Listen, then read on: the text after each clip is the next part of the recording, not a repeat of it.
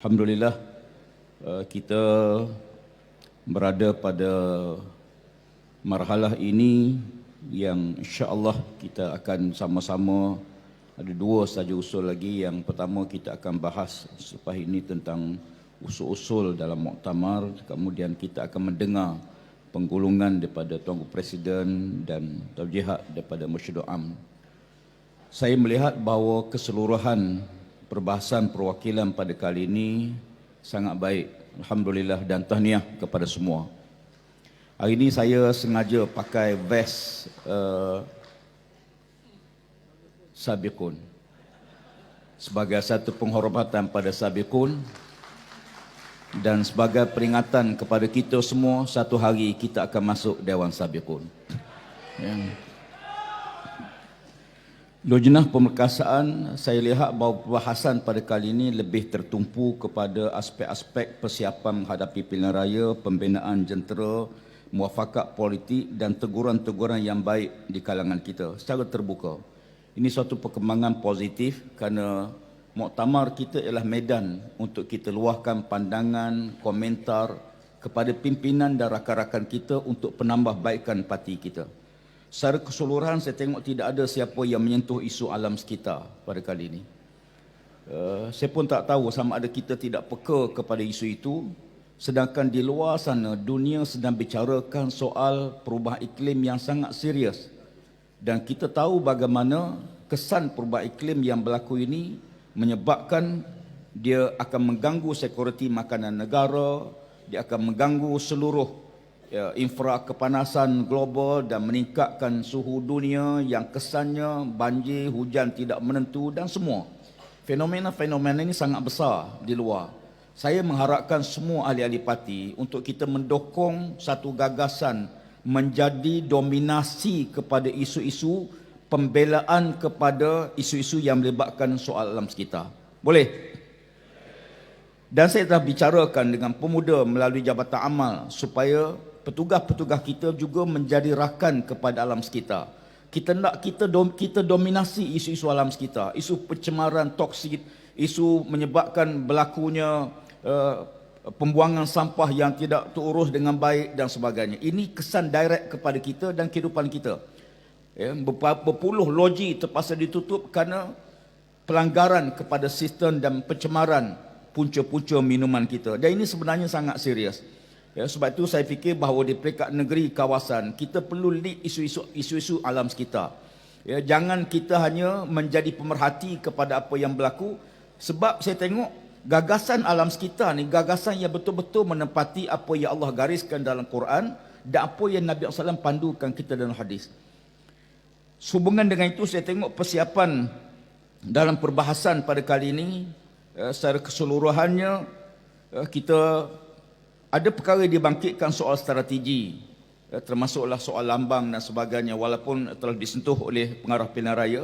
Cuma saya nak maklum, retrik kita, retrik PAH Pusat bersama dengan Majlis Syura Ulama yang diadakan di Langkawi pada 13 hingga 15 Mei baru-baru ini, diputuskan untuk Lujnah Pemerkasaan Parti bersama Jabatan Pilihan Raya untuk turun ke semua negeri untuk menurunkan tiga benda. Pertama, resolusi retrik sebagai pelan tindakan di peringkat kawasan-kawasan dan negeri-negeri.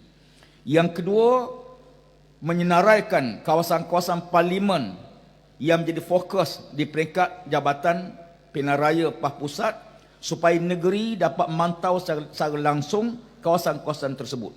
Kita nak lihat hala tuju parti ini dalam konteks yang lebih struktural, supaya apa saja tindakan mesti kita ada pelan strategi kita. Contohnya, parlimen kita ni, bila kita letak sasaran untuk kita menang di parlimen tersebut, apa langkah yang perlu kita isi? Contohnya kita perlu tubuhkan sekolah rendah Islam seriti kita, pasti kita tahun berapa nak tubuh, dan kita mesti ada roadmap ke arah itu. Don-don kita dalam kawasan bukan hanya bertanding saja, kita mesti ada pelan strategi tahun bila kita nak capai kemenangan di don tersebut. Dan kawasan mesti pantau don-don tersebut, dan negeri mesti buat pemantauan langsung kepada parlimen yang kita letak sasaran untuk mencapai kemenangan. Kita tak boleh lagi secara general Kekuatan mesti diukur. Ada KPI yang mesti diukur. Kekuatan bukan hanya duduk pada takbir kuat. Kekuatan tidak duduk pada ramai orang mari dengar ceramah kita. Tapi kekuatan yang mesti diukur dan ada roadmap untuk mencapainya. Oleh kerana itu, pemerkasaan akan memantau 80 kursi parlimen yang berpotensi untuk patandingi, dan insya-Allah kita akan pastikan bahawa gerak kerja ini terus bersambung walaupun selepas PL15, sebagaimana sasaran kita bahawa kita akan mengetuai kerajaan pada masa hadapan insya-Allah. Jadi plan strategi ini mesti dimonitor oleh Lujnah Pemerkasaan Parti di peringkat negeri dan kawasan-kawasan. Oleh itu, perkara ini telah pun saya turun dengan beberapa jawatankuasa.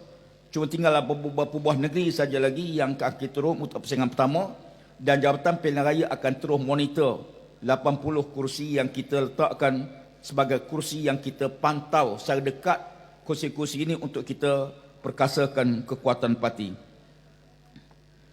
Di samping itu, ada yang menyentuh soal muafakat politik. Naib Presiden telah pun buat kenyataan bahawa kita mendukung hasrat, cita-cita matlamat kita untuk memperkasakan agenda penyatuan ummah. Dan PAS tidak akan meninggalkan ataupun tidak akan membiarkan isu ini. Sebab itu kita perlu ada platform dalam penyatuan ummah. Gagasan penyatuan ummah ini melihat kepada masa depan politik di Malaysia yang penting. Bukan hanya pilihan raya ke-15, tapi resiko selepas itu. Untuk makluman tuan-tuan sekalian, sebagaimana kita sedia maklum, pilihan raya ke-15 sampai waktu persepadanan baru pilihan raya untuk disemak kembali. Kemasukan pengundi 18 tahun dan first time voters, pengundi pertama kali ini, dia mengubah corak pattern pilihan raya ke-15. Dan jumlah lebih pada 40% pengundi terapung mesti didekati. Dalam ucapan Tuan Guru Presiden dipanggil pengundi tanpa parti. PTP ni mesti diberi fokus serius sebab keputusan di Johor dan di Melaka membuktikan bahawa pengundi atas pagar sekarang dalam PL 15 dia akan jadi kuasa penentu di suatu kawasan dan satu parlimen. Maka oleh kerana itu, pemantauan secara dekat mesti diambil kira. Jangan tengok apa yang musuh buat, itu kerja dia. Tapi kita mesti rangka apa kerja yang kita perlu buat. Dalam hal ini, awasi jarum-jarum halus musuh yang akan menjinak masuk dalam pemikiran kita, di kalangan cawangan kita, di kawasan-kawasan kita, untuk menimbulkan rasa tak puas hati, tak setuju, ya, sama ada pada calon, pada kursi, pada rakan muafakat politik. Ya. Sebab itu dalam konteks ini, kita pegang apa yang dipesan oleh Nabi SAW. As-sam'u wa ta'atu haqqan alal mar'il muslim bima ahabba au kariha ma lam yu'mar bima'siyatin. Fa iza umira bima'siyatin fala sami alaihi wala ta'ata. Kamu dengar, kamu taat. Allah wajib bagi kamu selagi mana kamu tidak diarah kepada perkara maksiat. Dalam rangka keputusan politik, terkadang kita terpaksa korbankan sesuatu untuk mendapat keuntungan di tempat lain. Pengalaman kita di Pasir Mas, Kelantan sebagai contoh. Kita pernah menyerahkan kursi Parlimen Pasir Mas kepada Ibrahim Ali demi kemenangan 3 DUN di Pasir Mas.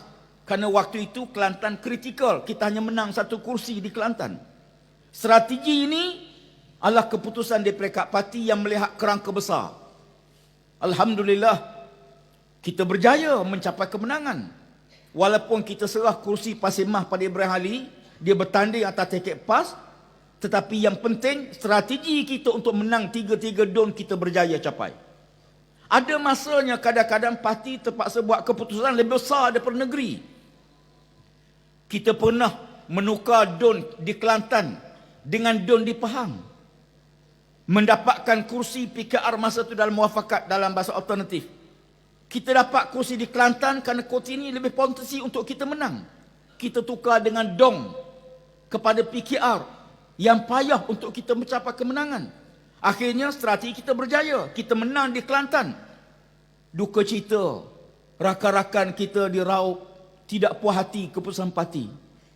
Menghantar calon bebas hari penamaan calon. Bertindak keluar pada parti. yang menyebabkan kawasan pecah dua. Lebih malang lagi, sebahagian rakan-rakan keluar masuk DAP sekarang. Ya. Sebab itu patuhlah pada keputusan parti, kerana setiap keputusan dibahas, dibincang, dihalusi. Kadang-kadang kita tawakuf, kita minta presiden buat keputusan. Istikharah sebelum buat keputusan. Kita bincang berkali-kali. Maka kerana itu, perkara yang paling penting, bila parti buat keputusan, hendaklah kita dengar dan patuh. Laksanakan arahan, laksanakan gerak kerja. InsyaAllah keberkatan akan ada bersama-sama kita. Berhubung dengan soal latihan kepimpinan dibangkitkan oleh perwakilan, Lujnah Perkasaan sebenarnya telah pun mengadakan pertemuan dengan pengurusi-pengurusi Lujnah penjelasan latihan kepimpinan. Sebab kita ada pelbagai institusi latihan kepimpinan. Dewan Pemuda pun ada, Dewan Muslimat pun ada, Ilham pun ada, ya, Dewan Ulama pun ada. Kita perlu penyelarasan. Pertama, untuk kita lahirkan sah kepimpinan masa depan parti, dia mesti melalui marhalah yang betul, kaedah yang betul. Ya. Soal pengurusan latih kepimpinan ni ada dua. Satu, kepimpinan dalam organisasi dalam jamaah. Ini kita semak, kita pantau. Termasuklah melahirkan 12 petugas-petugas parti. Kita semak, ya, almarhum, ya, Tuan Guni Aziz, pimpinan kita Tuan Guru sentiasa kali menyemak soal-soal ini. Soal amal fardiyah, jaga semayang tahajud jangan tinggal, jaga semayang sunat duha, jaga amalan sunat, jangan tinggal Quran, jangan tinggal sedekah. Ini asas kekuatan kita dalaman sebagai sah kepimpinan parti. Adapun dalam mengurus calon pilihan raya, dia soal perkara lain. Terkadang ada orang yang bagus dalam jamaah, tapi kita nak tak sebagai calon, banyak sektor yang kita kena tengok. Namun saya mengalu-ngalukan, ya, kesediaan bagi saya permintaan Dewan Muslimat minta 30% kota, Dewan Pemuda minta 30%. Nasib baiklah ulama ada dalam dua-dua dewan, dia tak minta 40%. Ya. Jadi yang penting sebenarnya penyediaan kota-kota yang ada ini hendaklah dibuktikan dengan keupayaan kita melahirkan kader dan calon insya-Allah yang boleh diberi kemenangan kepada parti. Dan saya harapkan setiap negeri mesti menyumbang kemenangan kepada kita di Putrajaya, insya-Allah. Setiap negeri kena fokus mana parlimen yang kami akan sumbang kepada kemenangan kita di Putrajaya. Supaya setiap negeri ada sasaran, ada peranan dia, ada sumbangan yang dia harus lontarkan kepada kepimpinan di peringkat persekutuan, insya-Allah. Di samping itu, saya juga ingin menyebut tentang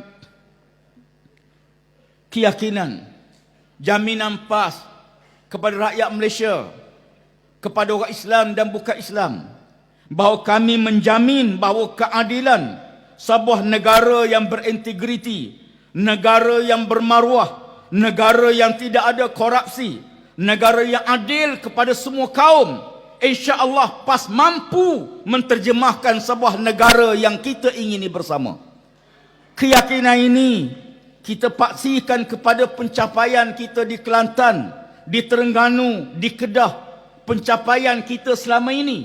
Maka orang bukan Islam, jangan bimbang, jangan takut. Kami akan bertindak adil kepada semua rakyat, kerana ini tuntutan Allah kepada kita semua.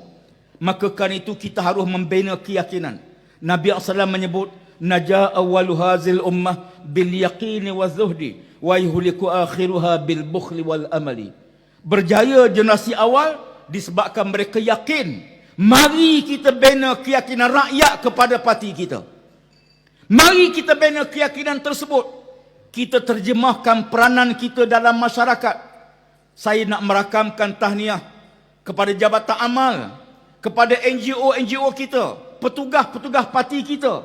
Di mana ada musibah, insya-Allah parti kita, jentera kita akan sampai membantu mereka. Kita perlu tampilkan, membina keyakinan kepada pencapaian yang telah kita buat. Oleh kerana itu, kita mengharapkan kekuatan kita, kita garap bersama. Saya bersetuju bahawa kita tak perlu timbul polemik sama sendiri, ya, berebut program sama sendiri. Akhirnya kita merugikan masa, tenaga, kewangan. Alangkah baiknya kalau kita menempuhkan kepada perkara sama, kita kompromi, kita bina kekuatan kita bersama. 5 batang jari tidak sama kekuatan dia. Ibu jari tak sama dengan jari telunjuk. Jari tengah tak sama dengan jari kelingking. Apatah lagi jari manis. Tapi bila kita garap kekuatan bersama, insya-Allah kita mampu menterjemahkan dalam bentuk pelan tindakan strategi bagi mencapai kemenangan kita, insya-Allah.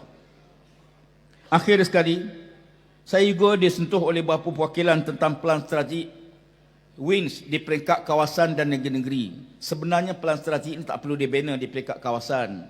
Ya, kita dah ada pelan strategi di peringkat pusat, cuma kita terjemahkan dalam bentuk pelaksanaan. Kawasan hanya monitor pelaksanaan pelan tersebut supaya berjalan di atas roadmap yang telah kita susun.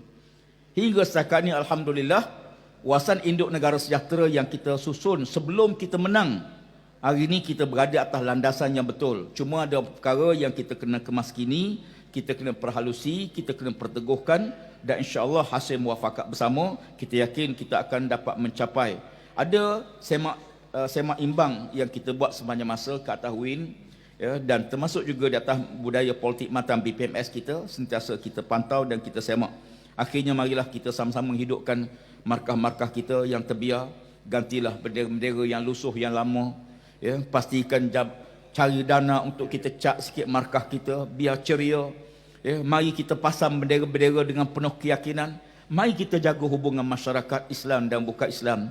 Insya-Allah mudah-mudahan Allah Taala bersama kita, dan jangan lupa bahawa kita berada pada marhalah untuk pilihan raya. Maka saya dengan ini melancarkan dana khas pilihan raya ke-15. Boleh? Takbir! Takbir! Takbir! InsyaAllah petugas-petugas boleh menjalankan dana khas pilihan raya ke-15. Sekian. Assalamualaikum warahmatullahi wabarakatuh.